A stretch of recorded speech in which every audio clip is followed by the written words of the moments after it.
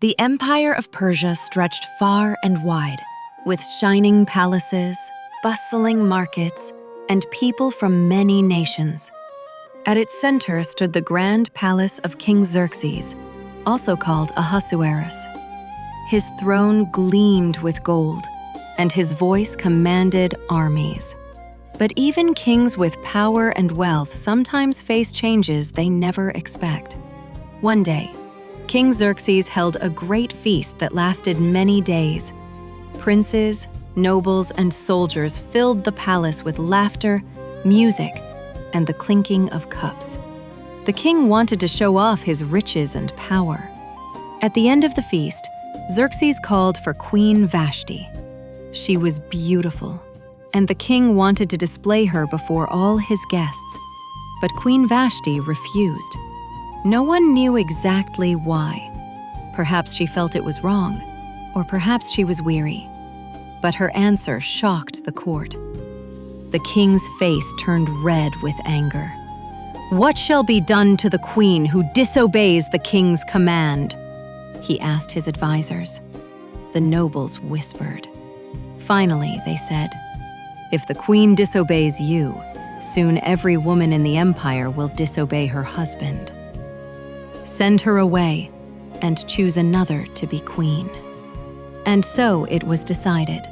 Queen Vashti lost her royal crown, and the throne beside the king stood empty. The king's advisors suggested something new. Let beautiful young women from every province be brought to the palace. From them, the king may choose a new queen. And so heralds were sent throughout the empire. Young women were gathered, given perfumes and fine oils, and prepared to meet the king. Among them was a young woman named Esther. She was not from a noble Persian family, but from a small Jewish household. Long ago, her family had been carried away from Jerusalem into exile. Esther's parents had died when she was very young, so she was raised by her cousin Mordecai, who cared for her like his own daughter. Mordecai was a kind and wise man. He worked near the palace gate and often reminded Esther, "Never forget, you are one of God's people. Even here in Persia, He watches over us." Esther was gentle, humble, and lovely. But what made her shine most was not her outward beauty. It was her kind heart. When she was chosen to be taken to the palace, Mordecai whispered to her, "Do not reveal your family or your people yet. Be wise. Trust God." The palace was filled with marble columns, golden lamps, and long corridors. Esther, along with many other young women, was placed under the care of Haggai, the keeper of the women. Haggai quickly noticed Esther's quiet grace.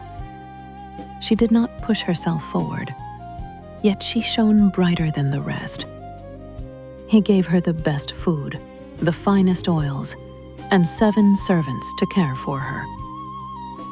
Day after day, Esther prepared for the time she would go before the king. Still, she listened to Mordecai, who walked each day near the palace courtyard to check on her. Finally, the time came. One by one, the young women were led before King Xerxes. Some dazzled with jewels, others with silks. But the king's eyes often grew tired. Beauty alone did not warm his heart. Then Esther was brought in. She wore no heavy crown of gold, only the simple ornaments Haggai advised. Her eyes were gentle, her smile soft. She bowed before the king with respect.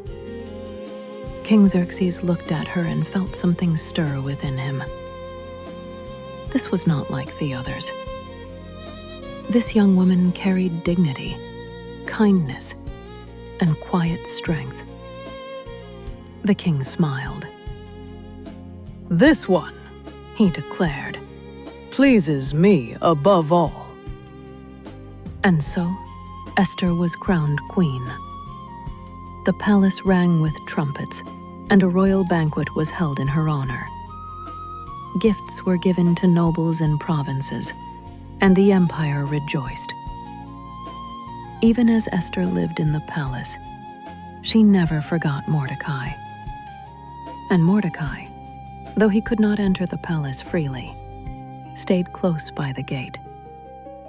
He wanted to make sure his beloved cousin was safe. One day, as Mordecai sat at the gate, he overheard two guards whispering angrily. Their voices were low, but Mordecai caught the words. "We must strike against the king." It was a plot, a secret plan to harm Xerxes. Mordecai's heart pounded. Quickly, he sent word to Esther. "Tell the king, his life is in danger." Esther hurried to Xerxes and told him the truth, giving credit to Mordecai. The matter was investigated, the plot uncovered, and the guards were punished. The story was written down in the royal records, though no reward was given. Yet, Mordecai didn't mind. He knew God saw everything. The story of Esther's beginning shows us many lessons. God raises the humble. Esther was an orphan girl, yet God placed her on the throne. Obedience and wisdom matter. Esther listened to Mordecai's guidance, and it kept her safe. God is always at work. Even in a foreign land, among a mighty empire, God was preparing to use Esther for his people's rescue. And children, Esther's story reminds us that no matter who we are or where we come from, God has a special plan for us. Esther was just a quiet girl with no parents, yet God made her a queen. Remember tonight, even if you feel small or unimportant, God sees you. He loves you and has chosen you for something special. Now close your eyes, rest in His love, and sleep knowing that the same God who guided Esther is guiding you too. Good night, little one.